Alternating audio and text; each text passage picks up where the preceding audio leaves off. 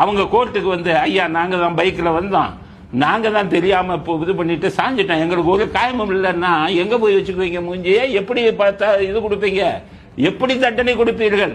என்ன நீதிமன்றம் என்ன உங்களுடைய சொந்த இதுவா சொத்தா? இல்ல இது சட்டம்ங்கிறது என்ன நீங்க உருவாக்குனதா? அது ஒரு ஆக்சிடென்ட் கேஸ். வண்டியில போறான், சைட்ல இடிக்கிறான், அவன் இல்லையா வந்து கொடுக்கணும்? இன்வெஸ்டிகேஷன் போலீஸ் தான். இன்வெஸ்டிகேஷன் ஃபைண்டிங் போலீஸ் இல்லட்டா உயர் நீதிமன்றத்துக்கு அதிகாரம் கிடையாது எஃப்ஐஆர் போட சொல்லி. எந்த இதுல விஜய் மீது ஏன் வழக்கு பதிவு செய்யலன்னு கேக்குறீங்க? இன்வெஸ்டிகேஷன் அத்தாரிட்டி சொல்லணும். அவனே சும்மா இருக்கான் ஆதாரம் இல்லைன்னு. நீங்க எதுக்கு போய் தூண்டுறீங்க? எதுக்கு?